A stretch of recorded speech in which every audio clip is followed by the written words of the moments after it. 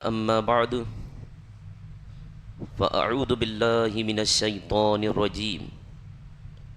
بسم الله الرحمن الرحيم. قل لا أسألكم عليه أجرا إلا المودة في القربى. صدق الله العظيم. وبلغنا رسوله النبي الكريم ونحن على ذلك لمن الشاهدين والشاكرين والعابدين والطاهرين والذاكرين والحمد لله رب العالمين. عقیدت و محبت کے ساتھ نبی اور آل نبی، رسول اور آل رسول صلی اللہ علیہ وسلم کی بارگاہ میں درود شریف کا ہدیہ پیش کریں. اللہم صلی علی سیدنا و مولانا محمد وعلی آل سیدنا محمد. صلو علیہ صلاۃ و سلاما علیک یا رسول اللہ صلی اللہ تعالی علیہ وسلم. آج کی گفتگو محبت اہل بیت کے متعلق سماعت فرمائیں گے.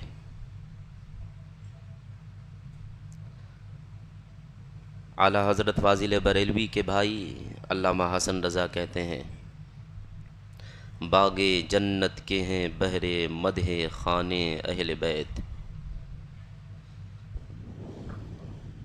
باغ جنت کے ہیں بہر مدح خانے اہل بیت، تم کو مژدہ نار کا اے دشمنان اہل بیت. ان کے گھر بے اجازت جبرائیل آتے نہیں، قدر والے جانتے ہیں قدر و شان اہل بیت. بے ادب گستاخ فرقے کو بتا دے اے حسن، یوں کہا کرتے ہیں سنی داستان اہل بیت. اور اعلیٰ حضرت سرکار ارشاد فرماتے ہیں، اہل سنت کا ہے بیڑا پار اصحاب حضور، نجم ہے اور ناؤ ہے عطرت رسول اللہ کی. اور تیری نسل پاک میں ہے بچہ بچہ نور کا، تو ہے عین نور تیرا سب گھرانہ نور کا. جس طرح ہم پر نماز فرض ہے، ہم نماز پڑھتے ہیں، روزہ فرض ہے، روزہ رکھتے ہیں، صاحب مال پر زکوٰۃ فرض ہے، 2.5% زکوٰۃ دیتے ہیں، صاحب استطاعت پر حج فرض ہے. اور جیسے صدیق اکبر کی محبت ہمارے لیے ضروری ہے، ویسے ہی اہل بیت اطہار سے محبت بھی ضروری ہے. اگر کوئی یہ سوال کرے کہ کیا اہل بیت کی محبت کے بغیر ان کی عقیدت اور احترام کے بغیر ہم جو اعمال بجا لائیں گے قبول ہوں گی یا نہیں، تو ان کے لیے یہ جواب کافی ہے کہ عمل تو ابلیس کے پاس بھی تھا، لیکن حضرت آدم کی تعظیم نہ تھی. 6 کروڑ سال تک وہ اللہ کی عبادت کرتا رہا، لیکن اس کا سجدہ اس کے منہ پر مار دیا گیا، کیونکہ تعظیم نبی سے وہ انکار کر بیٹھا. ہم نماز ضرور پڑھتے ہیں، ہم روزہ ضرور رکھتے ہیں، لیکن ساتھ میں ہم اہل بیت اطہار سے محبت اور عقیدت بھی رکھتے ہیں. اہل بیت کسے کہتے ہیں یہ جاننا اور آپ کو بتانا بہت ضروری ہے، کیونکہ ہمارے معاشرے کے افراد یوں سمجھتے ہیں کہ اہل بیت صرف 5 ہیں، ذات نبی، ذات علی، ذات فاطمہ، ذات حسنین. لیکن نہیں، ہمارے علماء نے جو اہل بیت اطہار کے متعلق ہمیں مسائل سمجھایا ہے اسے آپ تک پہنچانا بہت ضروری۔ یہ تو حدیث سے ثابت ہے کہ علی و فاطمہ اور حسنین اہل بیت سے ہیں، لیکن یہ قرآن سے ثابت ہے مصطفیٰ کی بیویاں بھی اہل بیت سے ہیں۔ اہل بیت کا مطلب کیا ہوتا ہے؟ گھر والے۔ تو نبی کے گھر والے کیا صرف علی و فاطمہ اور حسنین تھے؟ اگر آپ سے پوچھا جائے تو کیا آپ صرف چند لوگوں کا نام لیں گے اپنے گھر کے بارے میں؟ بلکہ اس میں جو بیویاں آتی ہیں، جو بہنیں آتی ہیں، جو بیٹیاں آتی ہیں، جو پوتے آتے ہیں، جو نواسے آتے ہیں، ان سب کو اپنے آپ اہل بیت میں شمار کرتے ہیں۔ اہل بیت کی جہاں تعریف کی جاتی ہے وہاں پہ ان کی تقسیم کی جاتی ہے کہ الگ الگ طریقے کے اہل بیت ہیں، ان کے نام الگ الگ دیے جاتے ہیں۔ مصطفیٰ کے گھر والے ایک وہ ہیں جو نبی کے گھر میں پیدا ہوئے، جیسے حضرت فاطمہ، حضرت زینب، حضرت رقیہ، حضرت ام کلثوم، یہ نبی کے گھر میں پیدا ہوئے، اس لیے ان کو اہل بیت ولادت کہا جاتا ہے۔ اور جو پیدا کہیں اور ہوئے اور نبی کے گھر میں آئے، جیسے حضرت عائشہ، حضرت خدیجہ، حضرت ام سلمہ اور دوسری ازواج مطہرات جو نبی کے نکاح میں آئیں، پیدا نبی کے گھر میں نہیں کہیں اور ہوئی تھی، لیکن جب مصطفیٰ علیہ السلام کے نکاح میں آئیں تو حضور کے گھر میں آئی، انہیں اہل بیت سکونت کہا جاتا ہے۔ کیا اتنی اہل بیت ہے؟ اس کے علاوہ علی کی جو اولاد ہیں، عقیل کی جو اولاد ہیں، حضرت جعفر کی جو اولاد ہیں اور حارث کی جو اولاد ہیں، یہ 4 اولادوں کا جو سلسلہ چلا اور حسنین کے اولادوں کا جو سلسلہ چلا، انہیں بھی اہل بیت کہا جاتا ہے، لیکن ان کو اہل بیت نسب کہا جاتا ہے۔ نسب کہتے ہیں خونی رشتے کو۔ ہمارے بھی نسب اوپر تک چلیں، ہمارا باپ ہے تو ہمارا دادا ہے، ہمارا پردادا ہے، یہ نسلیں جو چلتی ہیں، یہ جو نسب چلتے ہیں، ان کو ہی نسب اور خونی رشتہ کہا جاتا ہے۔ تو اب اہل بیت کی 3 قسمیں ہو گئیں: اہل بیت ولادت، اہل بیت سکونت، اہل بیت نسب۔ اب قیامت تک جتنے بھی نبی کی اولاد، علی کی اولاد، جعفر کی اولاد، عقیل کی اولاد، حارث کی اولاد، سب یہ اہل بیت نسب میں شمار کیے جاتے ہیں۔ ہاں یہ ہے کہ ان سب میں سب سے افضل وہ ہیں جو حسنین کی اولاد ہیں، جو امام حسن کی اولاد ہیں، جو امام حسین رضی اللہ تعالی عنہ کی اولاد ہیں۔ جب آپ نے اتنی بات کو سمجھ لیا کہ اہل بیت صرف 5 پنجتن یا 5 نفوس قدسیہ کا نام نہیں، حضور کے گھر کے جو ازواج ہیں، حضور کے گھر کے جو افراد ہیں، وہ سب کے سب اہل بیت میں شمار کیے جاتے ہیں۔ جب آپ اتنی بات سمجھ لیے تو اب دیکھیے کہ اہل بیت کی محبت ہمارے لیے کتنی ضروری ہے، اہل بیت کا پیار کتنا اہم ہے ہمارے لیے، اہل بیت سے عقیدت ہمارے لیے کتنی ضروری ہے کہ اگر اہل بیت کی محبت دل میں نہ ہو، اہل بیت کا پیار دل میں نہ ہو تو ہماری دنیا و آخرت کس طریقے سے برباد ہوتی ہے۔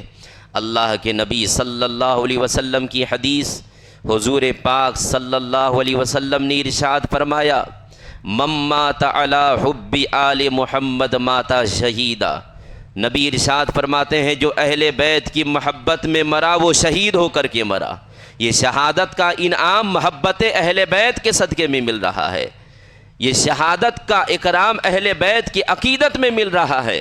پھر نبی ارشاد فرماتے ہیں، امام رازی نے اپنی تفسیر رازی میں اس کو نقل فرمایا ہے کہ حضور ارشاد فرماتے ہیں: من مات علی حب آل محمد مات مومنا۔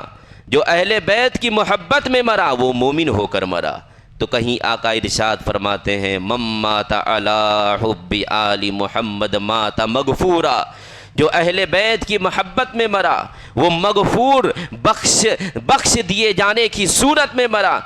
یہ اہل بیت سے محبت کرنے کا نتیجہ ہے۔ اب اگر کوئی اہل بیت سے بغض کرتا ہے جیسے خارجی ہیں، اب اگر کوئی اہل بیت سے نفرت کرتا ہے جیسے رافضی ہیں، تو ان کے بارے میں اللہ کے حبیب کا فرمان کہ من مات علی بغض آل محمد مات منافقا، جو اہل بیت کی بغض میں حسد میں مرا تو وہ منافق ہو کر کے مرا۔ من مات علی بغض آل محمد مات کافرا، جو اہل بیت کی بغض میں مرا وہ کافر ہو کر کے مرا، وہ مرتد ہو کر کے مرا۔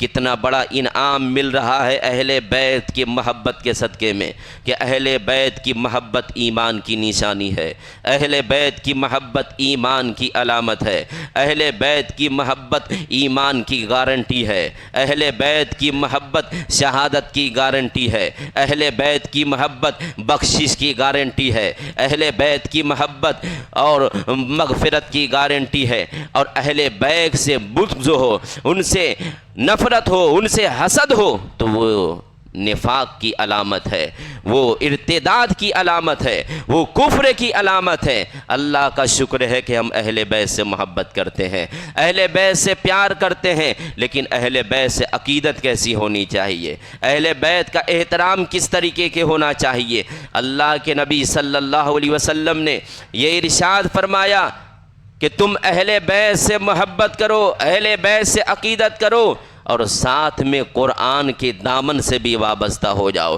اگر تم دو دامن کو تھامے رہو گے، ایک اہل بیت کے دامن کو، ایک قرآن کے دامن کو، تو تم کبھی گمراہ نہیں ہوگے۔ اہل بیت کی محبت اور قرآن کی محبت جن کے دلوں میں ہوگی وہ انسان کبھی گمراہ نہیں ہوگا۔ عزیزان گرامی وقار، محبت کرنے کا حکم کیوں دیا گیا؟ اس لیے کہ انسان جن سے محبت کرتا ہے ان کی نقل کرتا ہے، انسان جن سے محبت کرتا ہے ان کے نقش قدم پہ چلتا ہے، انسان جن سے محبت کرتا ہے ان کے اسٹائل کو اپناتا ہے، انسان جن سے محبت کرتا ہے ان کی سیرت کو اپناتا ہے، انسان جن سے محبت کرتا ہے ان کے اخلاق و کردار کو اپناتا ہے، انسان جن سے محبت کرتا ہے ان کے کیریکٹر کو اپناتا ہے۔ حضور نے اس لیے فرمایا کہ تم اہل بیت سے محبت کرو، کیونکہ اہل بیت کا کردار لاجواب کردار ہے، اہل بیت کا اخلاق لاجواب کردار اور اخلاق ہے۔ تو تم اہل بیت سے محبت کرو گے تو اہل بیت کے کردار سے بھی محبت کرو گے،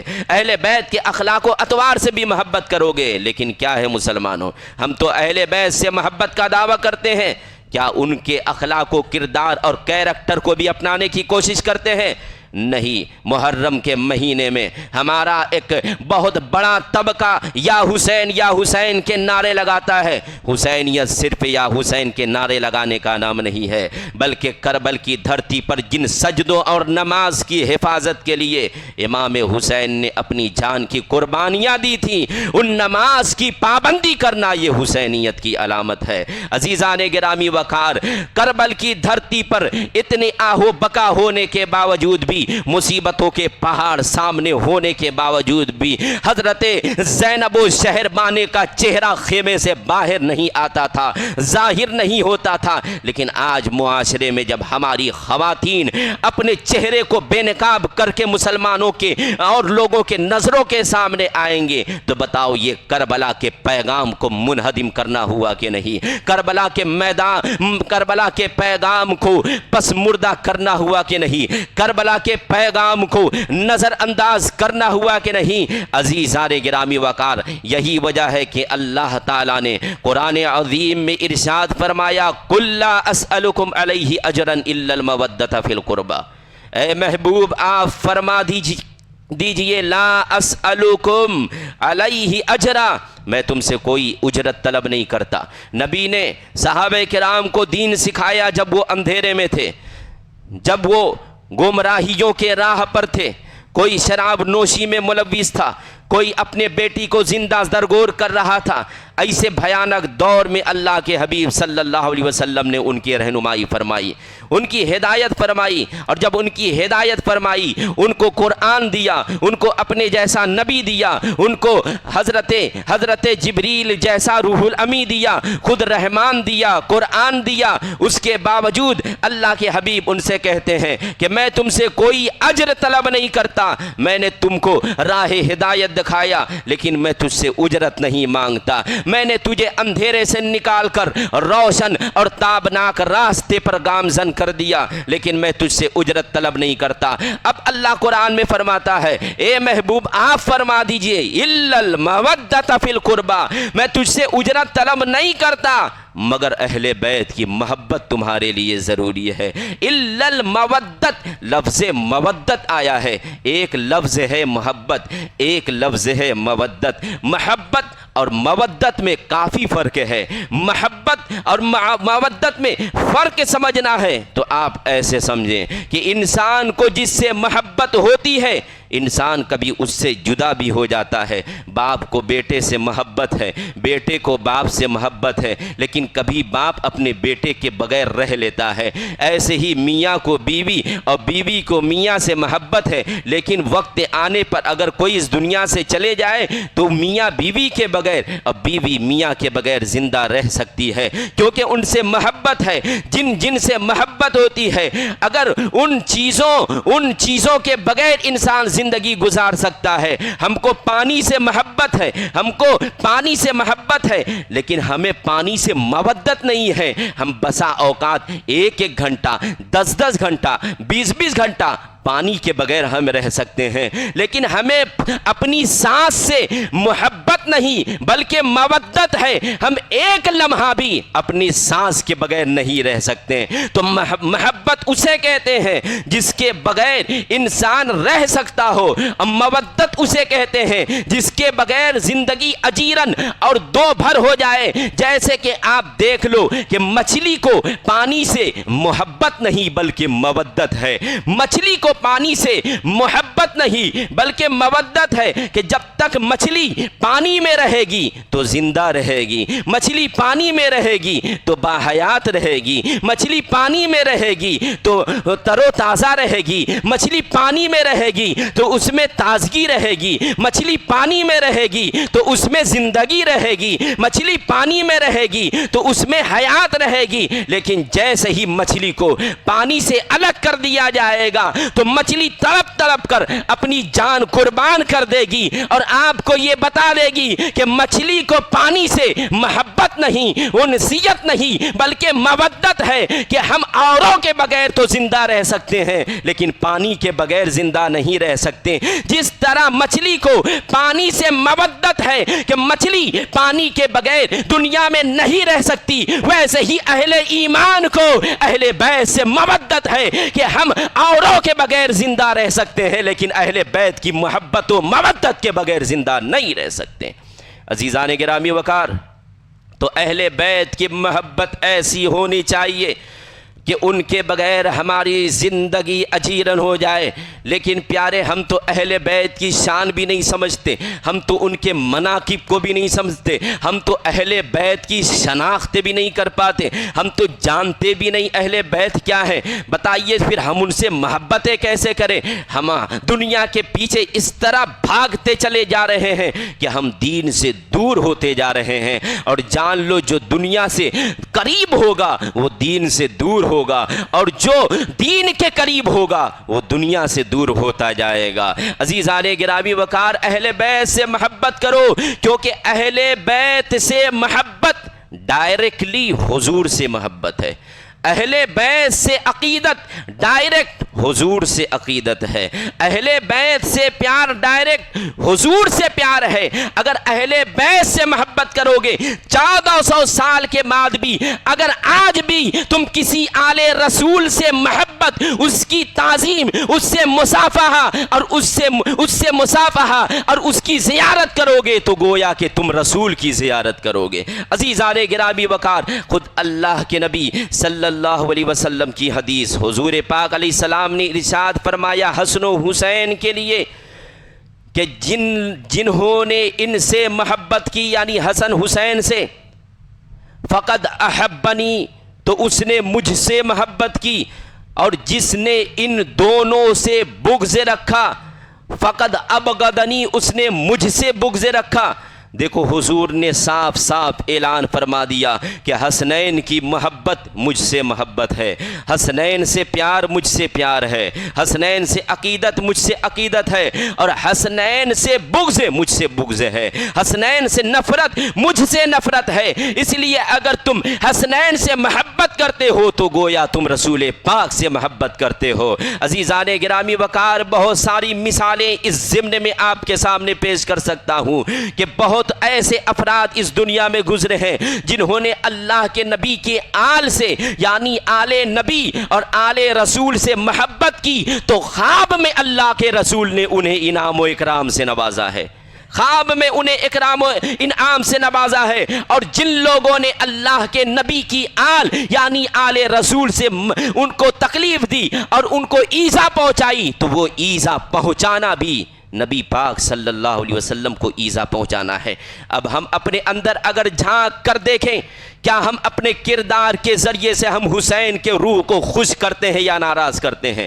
ہم اپنے کیریکٹر کے ذریعے سے روح حسین کو خوش کرتے ہیں یا ناراض کرتے ہیں؟ ہم نمازیں چھوڑ کر کے روح حسین کو خوش کرتے ہیں یا ناراض کرتے ہیں؟ ہماری مائیں اور بہنیں بے پردگی کے عالم میں گھروں سے باہر نکل کر کے فاطمہ زہرا کے روح کو خوش کرتے ہیں یا ناراض کرتی ہیں؟ ہم اپنے گالی گلوچ جیسے کلمات کو زبان سے نکال کر کے روح حسین کو خوش کرتے ہیں یا ناراض کرتے ہیں؟ ہم کربلا کے پیغام کو پائمال کر کے روح حسین کو خوش کرتے ہیں یا ناراض کرتے ہیں؟ ہم حسین اعظم کے نام پر محفلیں سجا کر کے ان کے نام سے جلوس نکال کر کے کود کر کے اچھل کر کے ہاتھوں کو اٹھا کر کے نظروں کو پاپ لڑکیوں پر لگا کر کے ہم یا حسین کی صدائیں بلند کرتے ہیں تو کیا ان الفاظ سے روح حسین خوش ہوگی؟ نہیں، روح حسین تو اس سے خوش ہوگی جس سے مصطفیٰ کی آنکھوں کو ٹھنڈک ملتی ہے، روح حسین تو اس سے خوش ہوگی جو جنتی نوجوانوں کے سردار کا محبوب مشغلہ تھا، یعنی نماز پڑھو تو روح حسین خوش ہوگی، عبادت کرو تو روح حسین خوش ہوگی، مصطفیٰ کے نواسے کا تذکرہ سنو تو روح حسین خوش ہوگی۔ کیا آپ کو معلوم نہیں ہے کہ حضرت فاطمہ زہرا سے میرے نبی کو اتنی محبت تھی، اتنا پیار تھا کہ نبی نے اپنے گھر کے بغل میں ایک کمرہ دے دیا حضرت فاطمہ علی کو اور یہ فرمایا تھا کہ تم دور جا کے نہ رہا کرو اے فاطمہ، میں تمہارے بغیر نہیں رہ سکتا ہوں، میں تمہارے دیکھے بغیر تمہیں دیکھے بغیر نہیں رہ سکتا ہوں۔ دنیا کا کوئی باپ ایسا نہیں ہے، دنیا کا کوئی فادر ایسا نہیں ہے کہ جو اپنی بیٹی کو شادی کرنے کے بعد بھی صبح بھی اپنی بیٹی کو دیکھنے جاتا ہو اور شام میں بھی اپنی بیٹی کو دیکھنے جاتا ہو۔ یہ رحمتیں دو عالم ہے کہ صبح بھی فاطمہ کو دیکھنے کے لیے جاتے تھے اور شام بھی دیکھنے کے لیے جاتے تھے۔ جب حسنین کی ولادت ہوتی ہے، ایک مرتبہ امام حسین کسی وجہ سے رو رہے تھے تو حضرت امام حسین کے رونے کی وجہ سے فاطمہ زہرا سے کونین کے آقا نے یہ ارشاد فرمایا کہ اے فاطمہ، حسین کو رونے نہ دیا کرو کیونکہ جب حسین روتا ہے تو محمد عربی کو دکھ ہوتا ہے۔ عزیزان گرامی وقار، آپ ذرا سوچو کہ ایک چھوٹی سی ماں جب کہ بچے ہوا کرتے ہیں تو وہ روتے ہوتے ہیں، کسی معاملے میں جب حسین رو رہے ہیں تو نبی پاک کہتے ہیں انہیں رلایا نہ کرو، ان کے رونے سے ذات محمد صلی اللہ علیہ وسلم کو تکلیف ہوتی ہے۔ تو جس قربانی کو پیش کرنے کے بعد امام علی مقام نے اپنے بیٹوں کو قربان کر دیا، جس مذہب و ملت کی حفاظت کے لیے حسین اعظم نے اپنے گھر بار کو قربان کر دیا، جس نماز کی تحفظ کے خاطر، جس مسائل شریعت کی حفاظت کے خاطر، جس قرآن عظیم کے تلاوت کی تحفظ کے خاطر، جس آئین کی حفاظت اور ایکسیپٹ ہونے کی حیثیت سے امام علی مقام نے اپنے کنبے کو قربان اعلان کر دیا تھا، آج اگر ہم اسی نماز کو پامال کریں گے، اسی نماز کو چھوڑیں گے، ہم آج دین سے دوری اختیار کریں گے، تو تم خود فیصلہ کرو کہ روح حسین تمہاری ذات سے خوش ہوگی یا ناراض ہوگی۔ عزیزان گرامی وقار، مصطفیٰ کریم علیہ الصلوۃ والتسلیم سے سچی محبت کرنا ہے تو حسین کے کرداروں اور ان کے پیغام کو تمہیں اپنانا ہوگا۔ تو میں کہہ رہا تھا کہ اگر کوئی آل رسول سے محبت کرتا ہے ڈائریکٹلی وہ نبی پاک صلی اللہ تعالی علیہ وسلم سے محبت ہے، اور ایسے ہی اگر کوئی ان سے نفرت کرتا ہے اور ان سے بغض رکھتا ہے تو ڈائریکٹلی حضور سے بغض رکھنا ہے۔ اس ضمن میں میں آپ کے سامنے ایک روایت پیش کرتا ہوں، آپ کو پتہ چلے گا اہل بیت کی محبت ہمارے لیے کتنی ضروری اور کتنا اہم ہے۔ نبی پاک صلی اللہ علیہ وسلم نے ارشاد فرمایا، کعبہ شریف میں اگر کوئی انسان جو کلمہ بھی پڑھتا ہو وہاں پہ داخل ہو جائے اور داخل ہونے کے بعد اس مقام پہ کھڑا ہو جائے کہ اس کے داہنے جانب مقام ابراہیم ہو اور اس کے بائیں جانب حجر اسود ہو، یا اس کے بائیں جانب حجر اسود اور دائیں جانب حجر اسود اور بائیں جانب مقام ابراہیم ہو، یعنی اگر مقام ابراہیم کے پتھر اور حجر اسود ان دونوں کے درمیان انسان کھڑا ہوگا تو دو صورت بنتی ہے، یا تو اس کے دائیں مقام ابراہیم ہوگا اور بائیں حجر اسود ہوگا، یا تو بائیں حجر اسود ہوگا اور دائیں مقام ابراہیم ہوگا۔ مصطفیٰ ارشاد فرماتے ہیں اگر کوئی انسان اس جگہ پر بھی جو دنیا کی ساری اچھی جگہوں میں سب سے اچھی جگہ ہے، اس جگہ پر بھی جہاں پہ 2 رکعت نماز پڑھ لینا 1,00,000 نماز پڑھنے سے بھی بڑھ کر ہے، اس جگہ پہ کوئی کھڑا ہو جائے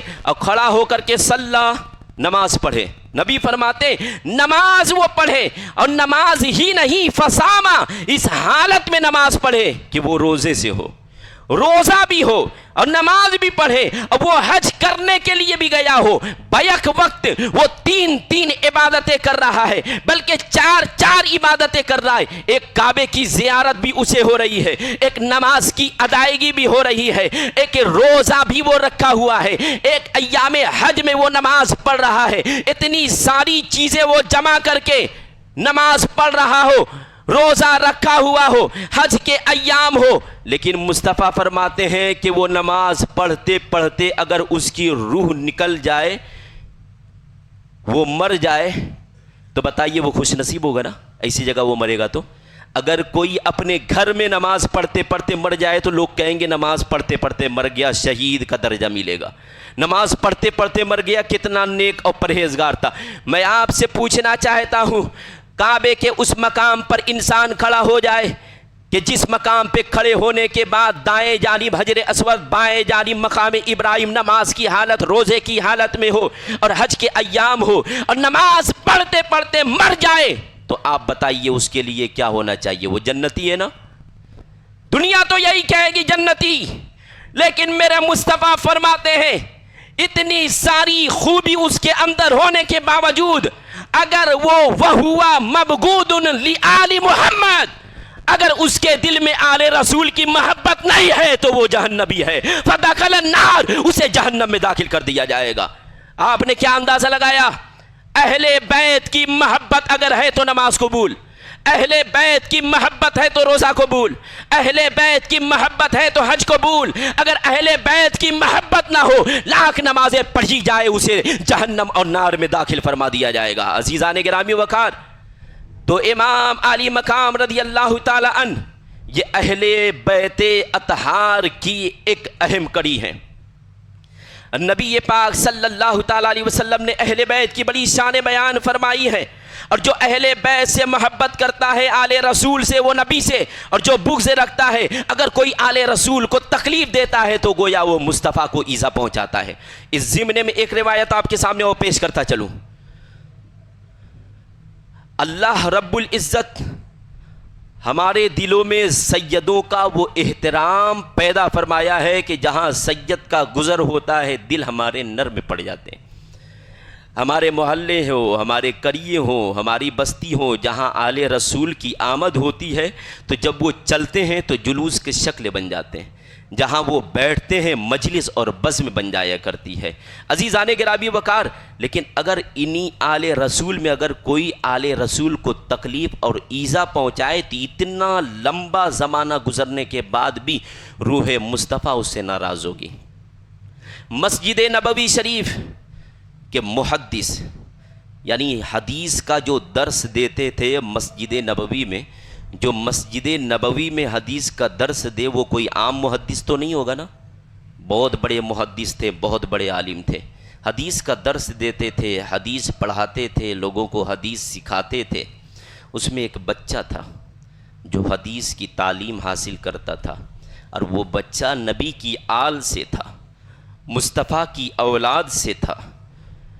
حدیثیں پڑھاتے تھے، بے توجہی ہوئی، بچے نے حدیث کو یاد نہیں کیا، کئی دن گزر گئے تو انہوں نے ان کے پیٹھ پر ایک تھپڑ مار دیا، اس محدث نے پیٹھ پر تھپڑ مار دیا۔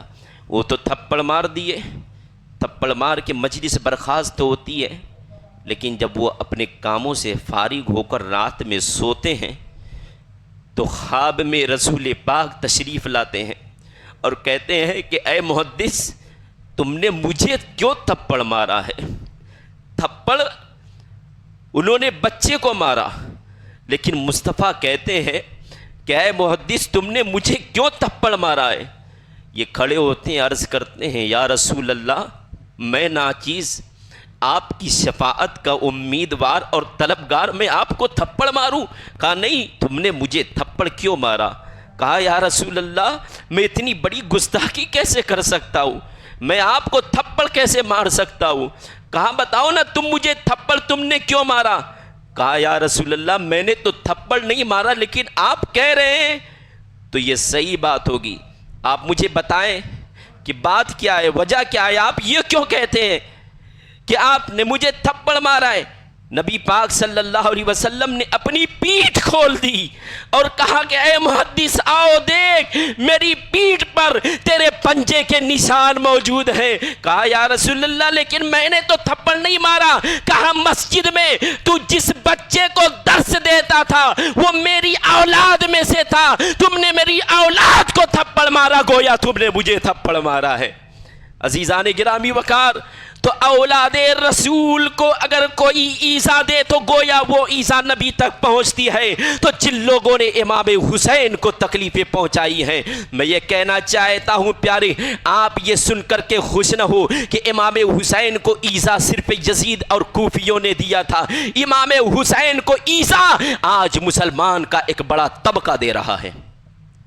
آج حسین کو ایذا ہم بھی دے رہے ہیں، آج حسین کو تکلیف ہم بھی پہنچا رہے ہیں۔ حسین رضی اللہ تعالی عنہ نے جس سنت کے برقرار کی خاطر اپنی قربانیاں پیش کی ہے، کیا بتاؤ ہم نے اس سنت کو محفوظ رکھا ہے۔ امام علی مقام رضی اللہ تعالی عنہ نے جس نبی پاک علیہ السلام کی شریعت کی حفاظت کے خاطر، مشائل شرع کی حفاظت کے خاطر قربانیاں کی ہیں، کیا ہم نے اسے محفوظ رکھا ہے؟ ہم نے اسے تار تار لگا دیا ہے، ہم اس سے بیڑا پار ہوتے جا رہے ہیں، ہم اسے بری ذمہ ہوتے جا رہے ہیں، ہم نے اسے ترک کر دیا ہے۔ پھر کس منہ سے ہم کہتے ہیں کہ ہم حسینی ہیں؟ کس منہ سے ہم کہتے ہیں کہ ہم حسین سے محبت کرنے والے ہیں؟ حضور نبی پاک صلی اللہ علیہ وسلم نے محبت اہل بیت اسی لیے ہمارے اوپر گامزن فرمایا تھا کہ تمہارے دل میں جب آل رسول اور اہل بیت کی محبت ہوگی تو تمہارے دل میں دنیا کی ہوس نہیں ہوگی۔ تمہارے دل میں جب اہل بیت کی محبت ہوگی تو تمہارے دل میں دنیا کے کھیل اور لہو و لعب کی محبت نہیں ہوگی۔ تمہارے دل میں اگر اہل بیت کی محبت ہوگی تو نماز کی بھی محبت ہوگی، اہل بیت کی محبت ہوگی تو شراب سے نفرت ہوگی، اہل بیت سے محبت ہوگی تو چغلی سے نفرت ہوگی، اہل بیت سے محبت ہوگی تو مکمل اسلام کے قانون سے محبت ہوگی، اور اگر اہل بیت سے محبت ہوگی اسلام کے خلاف جتنے بھی عمل ہے ان سے تمہیں نفرت ہوگی۔ لیکن کیا بتائیں، آج ہمارا مسلمان طبقہ شراب کے دکان پر لائنیں لگا کر کھڑا نہیں رہتا ہے۔ آج ہمارا یہ مسلم معاشرے کا نوجوان اپنی نظروں اور اپنی گندی نظروں سے مناظر خطرناک نہیں دیکھتا ہے۔ آج ہمارا یہ معاشرہ دوسرے خواتین پر پاپ کی نظروں سے اپنے آنکھ کو گناہوں میں ملوث نہیں کرتا ہے۔ اسی چیز کا درس دیا تھا امام علی مقام نے، یہی سبق پڑھایا تھا امام علی مقام نے۔ اگر تمہارے دل میں اہل بیت کی محبت ہے تو گناہ سے نفرت ضروری ہے، اور اگر شیطان کے بہکاوے پر گناہ ہو چکے ہیں تو اس سے توبہ کرے۔ اب بھی توبہ کا دروازہ کھلا ہے۔ التائب من الذنب کمن لا ذنب لہ۔ اپنے آپ کو ہوش میں لاؤ کہ ہم کس راہ پر چل رہے ہیں، ہم کس طرح سے بہکے ہوئے جا رہے ہیں۔ ہمارا ایمان آج اتنا کمزور ہوتا جا رہا ہے کہ ہم ذکر حسین سے بھی ہم مفاد حاصل نہیں کر رہے ہیں، ہم حسین کے پیغام کو بھی ایکسیپٹ نہیں کر رہے ہیں۔ ارے وہ کربلا کا میدان تھا کہ کوفیوں نے سامنے دیکھا کہ نواسے رسول ہیں، کوفیوں نے دیکھا کہ علی کے لاڈلے ہیں، کوفیوں نے دیکھا کہ علی کے فاطمہ کے نور عین ہے، انہوں نے دیکھا کہ یہ جنتی نوجوانوں کے سردار ہیں، لیکن دنیا ان پر اتنی غالب آ چکی تھی کہ دنیا کی ہوس نے امام حسین کا قاتل انہیں بنا دیا۔ لہٰذا آج اگر ہم مشن حسین سے دوری اختیار کیے ہوئے ہیں تو یہ اس بات کی ضمانت ہے کہ ہم پر بھی آج دنیا غالب ہو رہی ہے، ہم بھی آج دین سے دور ہو رہے ہیں، ہم بھی آج دنیا کے قریب ہو رہے ہیں۔ اے حسین سے محبت کرنے والوں، جب تک تم حسین کی محبت کو اپنے دلوں میں گامزن نہیں کر لیتے تب تک تمہیں جنت کی ٹکٹ ملنے والے نہیں ہیں۔ جنت اتنی آسان اور اتنی سستی نہیں ہے۔ امام علی مقام جنتی نوجوانوں کے سردار ہیں، اور سردار کا کام کیا تھا؟ سردار کا کام یہ تھا کہ نظام مصطفیٰ، اسلام کے قانون، آئین اسلام کی بقا کے خاطر اپنے کنبوں کو قربان کر دیا، اپنے نوجوان بیٹے علی اکبر، علی اصغر، قاسم کو قربان کر دیا، اور خود بھی جام شہادت نوش فرما کے اللہ کی بارگاہ میں عرض کہتے ہیں کہ اے اللہ اب تو مجھ سے راضی ہے کہ نہیں۔ لیکن کیا ہمارا بھی کیریکٹر یہی ہے کہ حسین سب کچھ قربان کر کے بھی رب سے کہتے ہیں کہ مولا تو رب سے راضی ہے کہ نہیں؟ آج ہم نے کیا کیا ہے؟ آج ہم اپنے ذہن و دماغ اور دل کو دھوکے میں ڈال رہے ہیں۔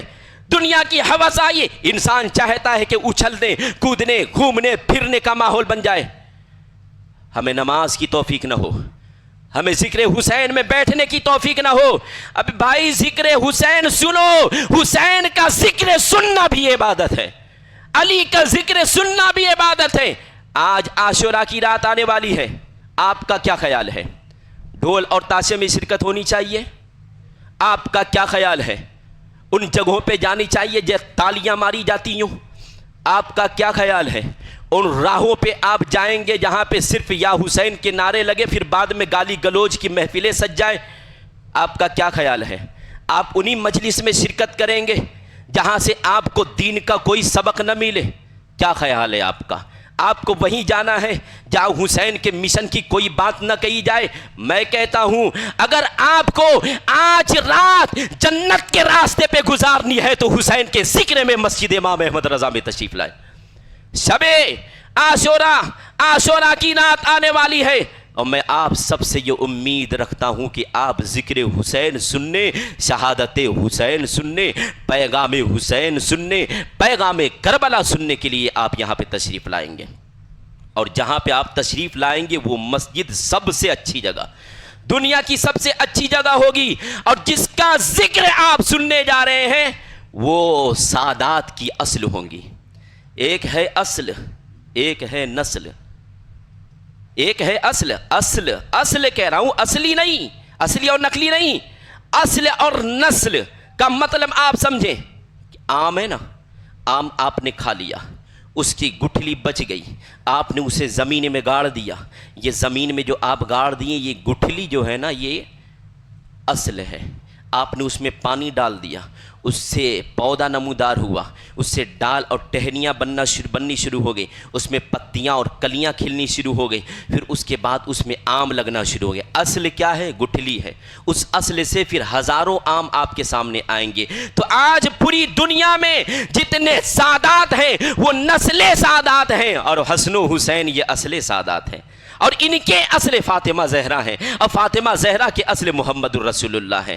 تو آپ جس مبارک ہستی کی بارگاہ میں خراج عقیدت و محبت پیش کرنے آئیں گے وہ اصل سادات سے ہوں گے، وہ مصطفیٰ کے نور عین ہوں گے، وہ نبی کے دل کے چین ہوں گے۔ تمنا آرزو رکھتا ہوں آپ سے کہ تشریف لائیں گے محفل حسین میں، ذکر حسین سننے کے لیے۔ حسین کا ذکر سن لو دل باغ باغ ہو جائے گا، حسین کا ذکر سننے سے انسان کے دل میں محبتیں بڑھتی چلے جائیں گی۔ حسین کی محبت جتنی آپ کے دلوں میں ہوگی، جتنا پیار حسین کا آپ کے دلوں میں ہوگا، دین سے اتنی محبت ہوگی، اور یہی محبت آپ کے دنیا اور آخرت کے کامیابی کا ذریعہ اور سبب بن جائے گا۔ گزارش کرتا ہوں کہ آج کے محفل میں آپ ضرور تشریف لائیں، اور ساتھ اپنے احباب کو لانے کی کوشش کریں کہ آپ ان راتوں کو یوں ہی نہ گزارنے کی کوشش کریں۔ حسین کا تذکرہ سن لیں، حسین کا ذکر سن لیں، پھر اس مخدوم کائنات کے شہزادے کا ذکر سن لیں کہ جن مخدوم کائنات کی قیامت کے دن وہ عالم ہوگا کہ پورے امت کی جتنی عورتیں ہوں گی وہ انعام کسی کو نہیں ملے گا جو خاتون جنت کو ملے گا۔ جب پل صراط سے گزاری جائیں گی، آواز اور ندا لگائی جائے گی کہ اے اہل محشر اپنی آنکھیں نیچی کر لو، اپنی نگاہیں نیچی کر لو، شہزادی رسول پل صراط سے گزرنے والی ہیں۔ اسی رسول کے شہزادے کا ذکر آج آپ سنیں گے۔ کس رسول کے شہزادے کا ذکر آپ سنیں گے کہ جس رسول کے گھر میں فاطمہ زہرا پلی تھیں، جس رسول کے گھر میں فاطمہ زہرا کی تربیت ہوئی تھی، اور رسول کے گھر کے درباں کا عالم یہ، حضور کے گھر کی جو دربانی کرتے تھے ان کا عالم جانتے ہیں؟ آج دنیا میں بینک ہے اور دوسرے ہاؤس ہوا کرتے ہیں جہاں کوئی قیمتی چیز ہوتی ہے، راستے اور دروازے پر ایک گیٹ کیپر ہوتا ہے جسے گارڈ بھی کہتے ہیں، گیٹ کیپر ہوتا ہے۔ لیکن دنیا میں اندر لاکھوں کروڑوں کا مال ہے، لیکن جو گیٹ کیپر ہوتا ہے وہ جاہل ہوتا ہے، وہ ان پڑھ ہوتا ہے۔ جاہل نہیں ہوگا تو ریٹائر ہوگا، صرف اس کے گلے میں ایک بندوق لٹکا دیا جاتا ہے۔ یہ دنیا کے جو بادشاہ ہوتے ہیں ان کے یہاں کا بھی گارڈ ایسا ہی ہوتا ہے، جس کا کوئی کام نہیں رہتا ہے، چل گارڈنگ کر۔ لیکن حضور کے گھر کے گارڈنگ کرنے والے کون ہیں جانتے ہیں؟ انسانوں میں حضرت بلال حبشی ہیں، جنہوں نے محبت اور عشق کا ہمیں بہت بڑا پیغام دیا ہے۔ یہ تو انسانوں میں تھے، اور نبی پاک صلی اللہ تعالیٰ علیہ وسلم کی دربانی کرنے والے کوئی عام فرشتے نہیں بلکہ فرشتوں کے سردار جبریل امین تھے۔ اور یہ میں نہیں کہتا بلکہ امام اہل سنت اعلیٰ حضرت فاضل بریلوی نے ارشاد فرمایا کہ تیرے در کا درباں ہے جبریل اعظم۔ کون؟ تیرے در کا درباں ہے جبریل اعظم، تیرا مدح خواں ہر نبی و ولی ہے، نبی سرور ہر رسول و ولی ہے۔ یہ نبی پاک صلی اللہ علیہ وسلم کے دربان، حضور کے دربان کا یہ حال تھا کہ حضور کی دربانی فرشتوں کا سردار کر رہا ہے، تو پھر جس حضور کے دربان کا یہ عالم، جن کی دربانی جبریل امین کر رہے ہیں، تو اس گھر میں پلنے والی فاطمہ زہرا کی شان کا عالم کیا ہوگا؟ حضرات، یہ حضور کا دربان، حضور کی گلیاں بھی بڑی بے مثال ہیں۔ حضور کی گلیاں کیسی ہیں کہ ہے بیتاب جس کے لیے عرش اعظم۔ حضور کی گلیوں کے لیے عرش اعظم بھی بیتاب ہے کہ ہمیں اس گلی میں جگہ مل جائے۔ وہ کوئی عام گلی ہے؟ نبی پاک صلی اللہ علیہ وسلم کی جو گلی، ہمارے یہاں کی جو گلی، کوئی بھی آئے کوئی بھی جائے، اور حضور کی وہ گلی کے صبح 70,000 فرشتے آتے ہیں تو شام میں 70,000 فرشتے آتے ہیں۔ ہے بیتاب جس کے لیے عرش اعظم، ہے بیتاب جس کے لیے عرش اعظم، وہ اس رہبر لامکاں کی گلی ہے۔ مصطفیٰ کی گلی ایسی ہے کہ عرش اعظم بھی وہاں آنے کی